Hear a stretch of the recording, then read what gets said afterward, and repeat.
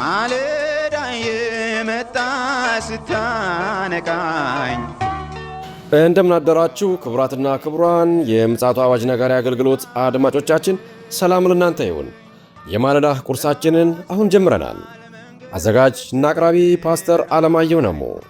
መልካም ጊዜ ሆነላችሁ። ከሕይወት ምንጭ ውሃ ስታረካኝ። ሰላም ጤና ይስጥልን። እንደምን አደራችሁ። ይህ በምፅዓቱ አዋጅ ነጋሪ አገልግሎት እየተዘጋጀ የሚቀርብ የማለዳ ቁርስ ፕሮግራማችን ነው።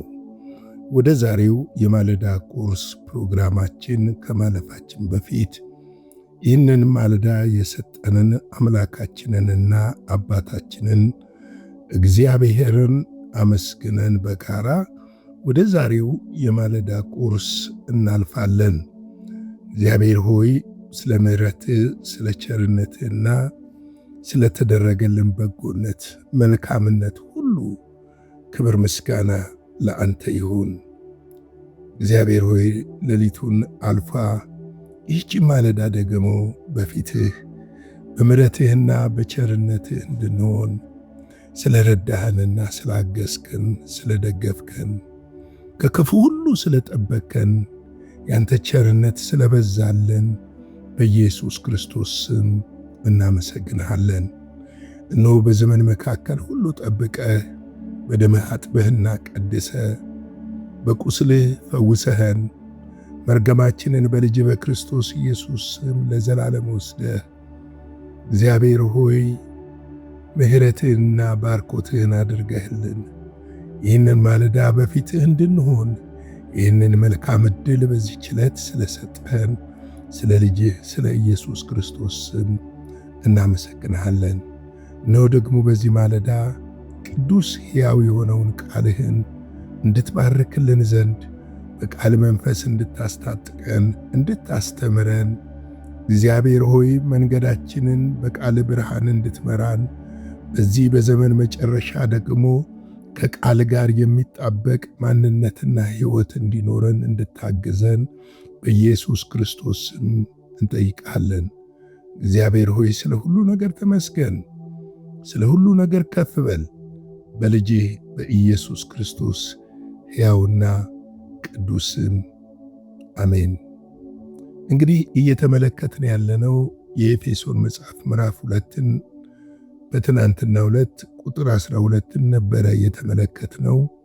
በዚህ ክፍል ላይ በዚያን ዘመን ከእስራኤል መንግሥት ርቃችሁ ለተስፋውም ቃል ኪዳን እንግዶች ሆናችሁ በዚህ ዓለም ተስፋን አጥታችሁ ከእግዚአብሔር ተለይታችሁ ያለ ክርስቶስ ነበራችሁ ይለናል።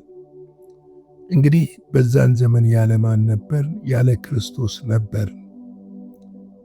እንግዶች እንግዲህ ቃል ኪዳኑ ያልነበረን ኪዳን ደግሞ ለተገረዙት ብቻ የነበረ ከአብርሃም ጋር በተደረገው ኪዳን አይሁድ ወይም እስራኤላውያኖች ብቻ የዛ ኪዳን ባለቤት እንደነበሩ እናውቃለን። ነገር ግን አሁን በተስፋው ቃል ኪዳን ሆናችሁ በዚህ ዓለም ተስፋን አጥታችሁ የነበራችሁ ነው የሚለን። በትናንትናው ዕለት ስንመለከት ተስፋ ያልነበረን ነበር፣ ተስፋ አጥተን ነበረ። አሁን ግን እንደዛ አይደለም። እግዚአብሔር በክርስቶስ ኢየሱስ በኩል መስመሩን ቀይሮ ኪዳኑን ለሁላችን በሱ ደም በኩል አድርጎ የአብርሃም ኪዳንም የኛ ኪዳን ሆኖ በኢየሱስ ክርስቶስ በማመን የሚገኘውን ድነት እንድናገኝ እግዚአብሔር አድርጓል። እንግዲህ ተለይተን የነበርን ያለ ክርስቶስ የነበርን አሁን በክርስቶስ ሆነናል። ምክንያቱም ኢየሱስ ለሁሉ ዓለምን ሁሉ ወዶ አንድያ ልጁን ሰጠን ይላል። ዓለምን ሁሉ ወዶ ምን እንዲሆን? ዓለም ሁሉ እንዲድንበት፣ ዓለም ሁሉ ወደ እግዚአብሔር ፊቱን እንዲያቀና፣ ዓለም ሁሉ የእግዚአብሔርን ፊት እንዲመለከት እግዚአብሔር ግብዣውን ለተወሰኑ ሰዎች ብቻ አላቀረበም። ግብዣውን ለሁላችን አቅርቧል። ለሁላችን ዋጋ ተከፍሏል። ለሁላችን ኢየሱስ ክርስቶስ ሞቷል። ለሁላችን ይሄ ቃል ኪዳን ተሰጥቶናል። ይሄ ተስፋ ተሰጥቶናል ለሁላችን። ስለዚህ አሁን ያለ ክርስቶስ አይደለንም። አሁን ኪዳን አልባዎች አይደለንም። አሁን እንግዶችና ምጽአተኞች አይደለንም። አሁን የእግዚአብሔር ልጆች ነን። አሁን በእግዚአብሔር መንግሥት ውስጥ ወራሾች ነን። የኪዳን ልጆች ነን አሁን። ምክንያቱም እግዚአብሔር አምላክ ለእኔና ለእናንተ ካደረገው ነገር የተነሳ ማለቴ ነው። እንግዲህ ከቁጥር 12 ተነስተን ቁጥር 13 ደግሞ ከዛው ቀጥሎ ምን ይላል? አሁን ግን ይላል፣ ቅድም ያነሳሁትን ሐሳብ ያነሳዋል። አሁን ግን እናንተ በፊት ርቃችሁ የነበራችሁ በክርስቶስ ኢየሱስ ሆናችሁ በክርስቶስ ደም ቀርባችኋል ይላል። እንግዲህ የቀረብነው በምንድን ነው? በክርስቶስ ኢየሱስ ደም ነው። ርቀን የነበር አሁን ምን ሆነናል? ቀርበናል። አሁን በቤቱ የምንኖር ቅዱስ ሆነናል። አሁን በቤቱ የምንኖር ጻድቅ ሆነናል። ጽድቃችንና ቤዛነታችን ቅድስናችን የሆነው የናዝሬቱ ኢየሱስ ስለ እኛ በደሙን አፍስሶ በመስቀል ላይ በከፈለው ዋጋ ከአብ ጋር አስታርቆን የኃጢአትን ግድግዳ አፍርሶ በሞትን ኃይል ሰብሮ ጥልን አስወግዶ ለዘላለም ከእግዚአብሔር ጋር እንድንሆን በሩን ለአንዴና ለመጨረሻ ጊዜ ከፍቶታል። ስለዚህ ለኃጢአታችን የተከፈለ ዋጋ አለ ማለት ነው። ለኃጢአታችን እንግዲህ የተከፈለ ዋጋ ብቻ ሳይሆን አሁን በክርስቶስ ኢየሱስ ደም ለእግዚአብሔር የቀረብን የእግዚአብሔር ልጆች ሆነን ተገኝተናል ማለት ነው። ስለዚህ ነው እንግዲህ ስለ ኃጢአታችን የተከፈለ የኢየሱስ ክርስቶስ የጽድቅ ዋጋ ወይም ደግሞ የኢየሱስ ክርስቶስ ደም በእኛና በእግዚአብሔር መካከለኛ በመሆን ያ ደም የኃጢአታችን ዋጋ ሆኖ ተከፍሎ ወደ እግዚአብሔር መንግሥት እንድንገባ አድርጎናል።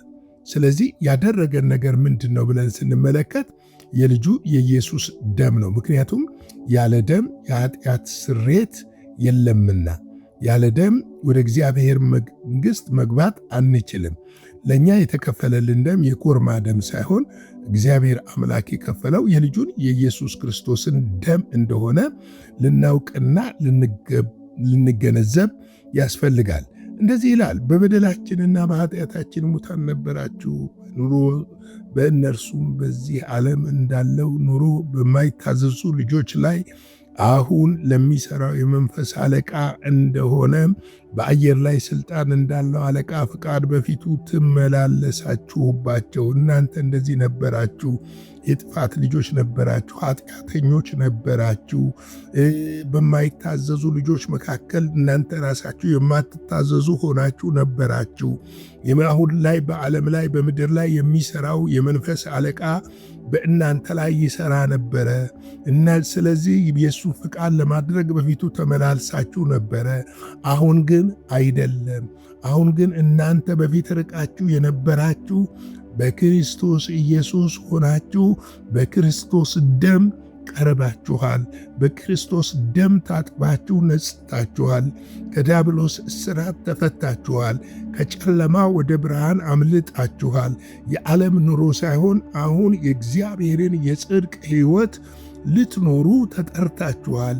ወደዛ የገባችሁት ይህንን የጽድቅ ሕይወት ልትለማመዱና ክርስቶስን በሕይወታችሁ በዘመናችሁ ልታሳዩ እንደሆነ ልታውቁ ያስፈልጋል እያለ የእግዚአብሔር ቃል ያስተምረናል። ምን ነበር? በደለኞች። ምን ነበር? ኃጢአተኞች። ምን ነበር? የጥፋት ልጆች። ምን ነበር? የቁጣ ልጆች። አሁንስ ግን አይደለንም። ምክንያቱም በኢየሱስ ክርስቶስ ደም ወደ እግዚአብሔር መንግሥት ምን ሆነናል? ቀርበናል፣ ገብተናል። የደሙ ኪዳን በእኛ ላይ አለ። መዳን ሆኖልናል። ወቶቼ ወንድሞቼ ያ ቅዱስ ደም ስለ ኃጢአታችን በመስቀል ላይ የተከፈለ ስለኛ የፈሰሰው ክቡር ደም ዛሬም ከኃጢአት ያድናል፣ ዛሬም ያጥባል፣ ዛሬም ያነጻል፣ ዛሬም ይቀድሳል፣ ዛሬም ደሙ ትኩስ ነው፣ ዛሬም ለዘላለም ሃሌሉያ ትኩስ ነው ደሙ። በደልና ኃጢአታችንን ያስተሰርይልናል። ዛሬም በክርስቶስ ኢየሱስ ወደ እግዚአብሔር ለመቅረብ ድፍረት እንድናገኝ ያደረገን ሊቀ ካህናችን የሆነው የናዝሬቱ ኢየሱስ የኃጢአታችን ዋጋ የሆነውን ያንን ክቡርና ቅዱስ ደም ወደ እግዚአብሔር መንግሥት ይዞ መግባቱ ነው። ደሙን ይዞ ገባ ስለ ሁላችን። ዛሬም ያ ደም ይማልድልናል። ዛሬም እግዚአብሔር አምላክ በደም ውስጥ ሲመለከተን ንጹሕነታችንን ያያል። ምክንያቱም የእኛ ጽድቅ አልተቆጠረልንም። የእኛ ቅድስና አይደለም የተቆጠረልን የልጁ ጽድቅ ነው። የተቆጠረልን የልጁ ቅድስና ነው። የተቆጠረልን የልጁ ሞትና ትንሣኤ ነው ለእኛ የተቆጠረልን። ጳውሎስ ለዚህ ነው ከክርስቶስ ኢየሱስ ጋር ከሞትኩን እንግዲያውስ ከክርስቶስ ኢየሱስ ጋር ተነስተናል ይለናል። የተነሳንን በእኛ ሥጋ ላይ ኃጢአት እንዳይሠራ የሚከለክል የጸጋ ኃይል አለ፣ የጸጋ ጉልበት አለ። ለዚህ ነው በጸጋ ድናችኋል የሚል። ኃጢአተኝነትን እና ዓለማዊ ምኞትን የሚያስክድ የተባረከ የከበረ ጸጋ በክርስቶስ ኢየሱስ ተሰጥቶናል። መጽሐፍ ቅዱሳችን በኤፌሶን 2:17 ላይ እንደዚህ ይላል። ይህን ክፍል ሄደን እንመልከት። መጥቶም ርቃችሁ ለነበራችሁ ለእናንተ ሰላምን፣ ቀርበውም ለነበሩት ሰላምን የምስራች ብሎ ሰበከ። ርቀን ለነበርነው ለእኛም ሰላም ተሰበከ፣ ቀርበውም ለነበሩት ሰላም ተሰበከ። እኩል ነው የተሰበከው። ለዚህ ነው አይሁድ የለም፣ አሕዛብ የለም፣ ግሪካዊ የለም የሚለው መጽሐፍ ቅዱሳችን። ጨዋ የለም፣ ባሪያ የለም፣ ሁሉም በክርስቶስ ኢየሱስ በኩል በእምነት በጸጋ ይድናሉ። ለምን? የተከፈለልን ቅዱስና ሕያው ደም ስላለ። ቆላስይስ 1:19-20 ላይ ሄደን ስንመለከት እግዚአብሔር ሙላት ሁሉ በእርሱ እንዲኖር በእርሱም በኩል በመስቀል ደም ሰላም አደረገ ይላል። በምን? በመስቀል ደም ሰላም አደረገ። በምድር ወይም በሰማይ ያሉትን ሁሉ ለራሱ እንዲያስታርቅ ፈቅዷልና። የታረቅነው በምንድን ነው? በመስቀል ደም። በእኛና በእግዚአብሔር መካከል የነበረውን ጥል ሰላም ያደረገው በምንድን ነው? በመስቀሉ ላይ በፈሰሰው ደም። የኃጢአት ግድግዳ የፈረሰው በምንድን ነው? በመስቀሉ ደም። ያ መጋረጃ በእኛና በእግዚአብሔር መካከል የነበረው መጋረጃ የተቀደደው በምንድን ነው? በመስቀሉ ደም። ምክንያቱም መጽሐፍ ቅዱስ ያለ ደም የኃጢአት ስርየት የለም ብሎ ስለሚል በደሙ ኃጢአታችንን አስተሰረየልን። ስለዚህ ወደ እግዚአብሔር መግባት ርቀን የነበርነውን እኛ ወደ እግዚአብሔር እንድንቀርብ ያደረገን ነገር ምንድን ነው ብላችሁ በኢየሱስ ክርስቶስ ደም እንደሆነ ልንረዳ ያስፈልጋል። እንግዲህ ዛሬ ማለዳ በዚህ ላይ ልቅጣና ላይክ፣ ሼር፣ ሰብስክራይብ እያደረጋችሁ ለብዙዎች እንድታጋሩ በጌታ ፍቅር ጠይቃችኋለሁ። አጭር ጸሎት ጸልየን የዛሬውን ፕሮግራማችንን በዚሁ እንቋጨው። የዘላለም አምላክ እግዚአብሔር ሆይ በዘላለም ዙፋን ያለህ የተፈራህና የተከበርክ በደምህ አጥበህና ቀድሰህ ልጆቼ ብለህ የጠራህን አባ ብለን የምንጮህበትን የመንፈስህን የሰጠህን እግዚአብሔር አምላካችን ሆይ ስለዚህ ትልቅና ክቡር ስጦታ ስለ ልጅ ስለ ኢየሱስ ክርስቶስ እናመሰግንሃለን።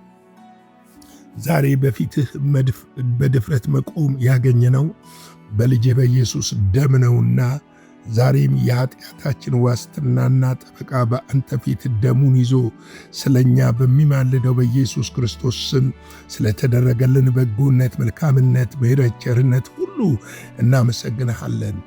በዚህ በመጨረሻው ዘመን እግዚአብሔር ሆይ አንተ ልትመጣ ጌታ ሆይ በደጅ ባለህበት ዘመን፣ ነገሮች ወደ ፍጻሜ እየቸኮሉ ባለበት ዘመን እግዚአብሔር የዘላለም አምላክ በነገር ሁሉ እንድታግዘን፣ እንድታቆመን፣ ጸጋ ኃይልና ብርታት እንድትሰጠን፣ በዘመኑ ካለው ጥፋትና ፈተናዎች ሁሉ የምናመልጥበት ያንተ እጅ በእኛ ላይ እንዲሆን በኢየሱስ ስም እንጠይቃለን። እነሆ ደግሞ ቀኑን ባርክልን፣ በደምህ ሸፍነን፣ ከክፉ ሁሉ ጠብቀን። ስለ ሁሉ ነገር ተመስገን። በኢየሱስ ክርስቶስ ጌታና ጻድቅ ስም አሜን።